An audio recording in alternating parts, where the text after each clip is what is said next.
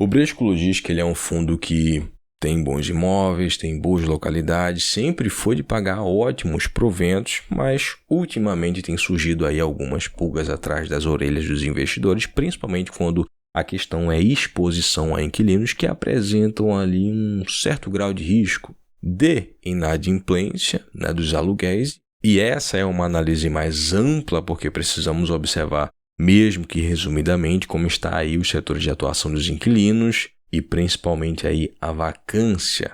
Por isso eu tive que colocar aí o BRCO11 no topo da lista das sugestões aqui dos acumuladores e que inclusive foi sugerido pelo inscrito Melquisedeque Moreira. Se tiver como colocar a sua cidade, estado nas sugestões, vai ser bem legal também. Como sempre, vai ter muitos detalhes, tá? Para deixar o vídeo mais completo e também resumido, né? Como eu costumo falar aqui, uma maneira mais mastigada de analisar os ativos, para não tornar muito chato também. Inclusive, já deixa o seu like, tá? Como apoio e se inscreva, ative as notificações. Considere ser membro para ter acesso aí a conteúdos exclusivos, tá? Na comunidade fechada aqui do Acumulador de Patrimônio. E vamos lá.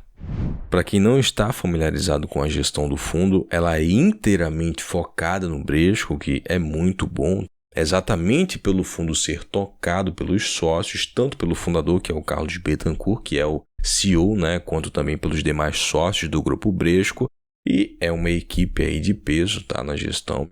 E como não é um grupo que tem tantos ativos assim, acaba tornando as decisões mais eficientes, né, em questão de tomar de decisões ali estratégicas. Bom, para o começo de conversa, o que interessa mesmo é como está aí a vacância, porque o que vem sendo comentado no mercado é a exposição do fundo a varejistas aí. Como você pode ver, o fundo ele tem vacância em um imóvel, que é o Bradesco São Paulo, né, que o GPA entregou ali faz um tempinho, já não é tanta novidade assim. E o restante, como você pode confirmar, está 100% ocupado. Vale ressaltar que uma parte considerável desses imóveis aí tem um bom potencial aí para expansão. Mas voltando a falar sobre o Bradesco São Paulo, tá? Que é o único imóvel aí com problema.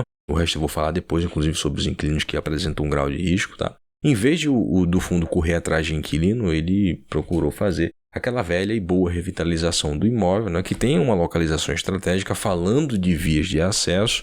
O que acaba incomodando, na verdade, no curto prazo principalmente, é a queima de caixa, que vai ser aí um total de 6,4 milhões de reais e que junto com a vacância física que fica aberta nesse período, influencia nos resultados finais. É o terceiro maior imóvel do fundo em área bruta locável, ele ocupa aí 12% da ABL total do fundo, para ser mais específico aqui, e por isso a porcentagem de vacância física fica aí em 12% também. Então, esse detalhe explica o estresse dos investidores aí no curto prazo, mas se a gente for parar para pensar, é uma demora necessária, principalmente se formos aí levar em consideração de modo geral, tá, no mercado de imóveis, que foram adquiridos com uma estratégia pensando em longo prazo, ter esse processo sempre de revitalizar o imóvel após um término aí de locação. Os fundos relativamente novos, assim como o Bradesco, têm essa característica aí de escolha cautelosa dos ativos, tipologia, segmento que agrega, tamanho, localidade, área útil, exatamente pelo horizonte de tempo que é esperado, né? Sem falar que o imóvel ele precisa estar nos conformes para ser devidamente locado. Outro insight é que também dá para se conseguir inquilinos mais resilientes na crise. Afinal, se o cara estiver aí sufocado, não vai ter como fazer uma expansão operacional na empresa dele num negócio que não está gerando lucro líquido. Acredito que, terminada a fase de reforma, o fundo ele consiga aí performar aos patamares anteriores. Mas antes disso, como eu estava falando antes, tem a queima de caixa dos resultados, né? Exatamente pelo imóvel estar em reforma. Então, caso você seja cotista e espere um aumento aí muito em breve, fica essa ressalva aí. Inclusive, se formos olhar aí os resultados finais do último relatório gerencial, podemos ver aí um recente aumento de receitas imobiliárias, as taxas, né, dos indexadores que são ligados à inflação melhoraram, né, com esse leve aumento aí. E nas receitas financeiras também podemos ver aí um leve aumento, tá, por conta das obrigações a pagar de antigos inquilinos, como foi até especificado no relatório anterior, mas que infelizmente não deu tempo aqui de trazer no canal, foi muito corrido para mim, mas enfim.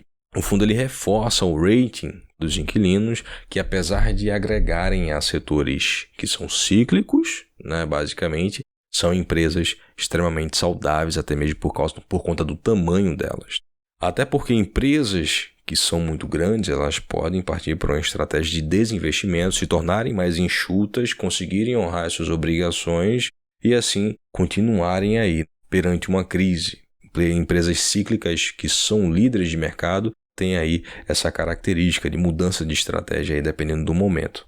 Vale lembrar que o fundo ele tem aí uma exposição a Americanas, que não é bom. E já pegando esse gancho aí, como podemos ver no detalhamento, a maior exposição está em inquilinos que têm o seu modelo de negócio concentrado em estratégia de eficiência logística, como exemplo do Mercado Livre, Natura, o grupo global Whirlpool, né, que faz eletrodomésticos, o grupo GPA, que já veio passando por esse processo de desinvestimento, como eu estava explicando antes aí. Tem a Marfrig, que é uma das maiores produtoras de proteína animal do mundo, tá? A maior produtora de hambúrgueres do mundo, uma empresa extremamente saudável, paga ótimos dividendos também as ações dela. Por isso, também podemos ver acima aí uma exposição maior a inquilinos com ótimos ratings, né? Exatamente por essa exposição a grandes empresas. Depois vem um grau de risco menor e aí vem os outros, né? Que a ladeira já vai descendo um pouco mais. Os inquilinos que mais têm risco de atraso, tá? Rescisão, até mesmo adoção de estratégias de desinvestimentos, né? Para o enfrentamento da crise são Americanas, lógico, né? Já vem fazendo isso há algum tempo, e também a Magalu, que não tem nenhum alarde por enquanto, só que ela tem uma empresa extremamente alavancada, que vem aí se sufocando, né? Em questão de lucro líquido. E, inclusive, ela vem sendo castigada aí nas cotações das ações dela na bolsa desde o começo da crise aí. O prazo médio do contrato dessas empresas, tá, são de 5 anos e 6 meses. Até esse momento agora, há uma porcentagem considerável, né, tendo um vencimento aí para depois de 2026. Os contratos, quase todos são indexados ao IPCA, 95% para ser exato. Contratos típicos na maioria, ou seja, menos multa, porém mais agilidade no término ou até mesmo quebra de contrato, tá? Mudando um pouco aqui de assunto e já entrando em outra polêmica, digamos assim.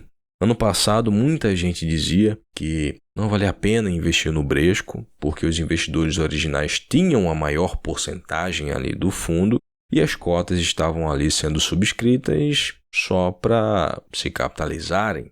E isso é uma lenda. Como você pode ver, a maior concentração de investidores é pessoa física, né? Os investidores iniciais somam 24% e os institucionais 19%. Tem esse equilíbrio aí bem bacana e, inclusive, isso é muito bom. Os sócios eles estão ali todos os dias trabalhando ali para o fundo se tornar maior. Qual é o sócio de negócio que vai querer que o negócio dele fique só parado e ele só fique relaxando? Não faz sentido isso, tá? Esse é um upside aí dessa gestão.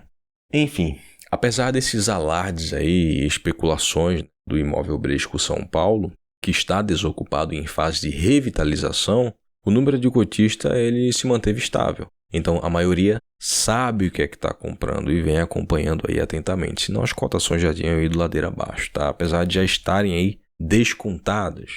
Em questão de localidade, o fundo tem a maior exposição em São Paulo, mas todos os outros estados são bem estratégicos, tá? No setor logístico, já expliquei aqui em outros fundos no canal, 33% dos imóveis são centros de distribuição e 67% é last mile, que são aqueles espaços montados estrategicamente para o processo final das entregas, ou seja, tanto para os clientes finais ou até mesmo para lojas ou supermercados, tá? Já partirem dali para o processo final. Em questão de rentabilidade, para quem acompanha, não tem novidade, mas é importante não se apegar apenas a esse detalhe aí. Nesse fundo em específico, principalmente pela situação dos patamares de rendimentos atuais, com um imóvel importante vago e com aquela queima de caixa leve aí, como eu estava falando antes. A rentabilidade da cota ela serve para vermos uma performance aí de modo geral, tá num prazo bem estendido, mas no momento desse, nessa situação em específico, essa variação aí acaba não servindo de muita coisa, tá?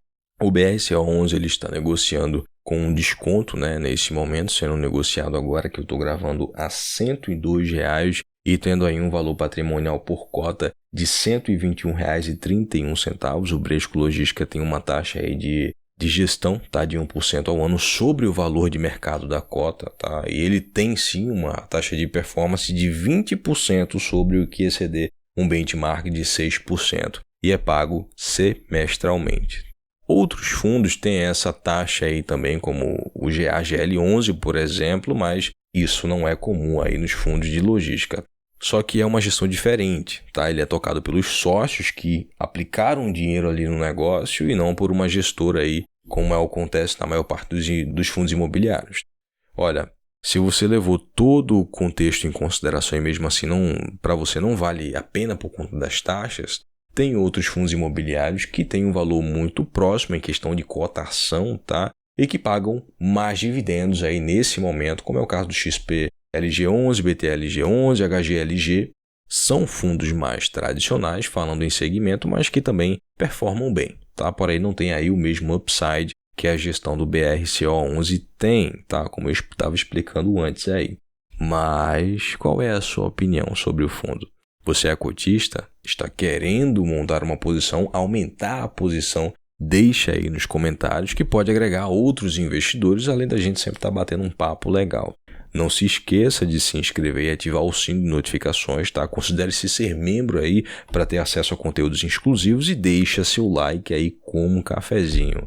Não se esqueça também de conferir as melhores planilhas de investimentos, tá? Para o controle do patrimônio e também declaração e pagamento de DAF, que vão estar aí na descrição e também no primeiro comentário, tá? Cuidado com o leão. Valeu, um grande abraço, espero ter agregado mais insights e informações. Valeu e até a próxima.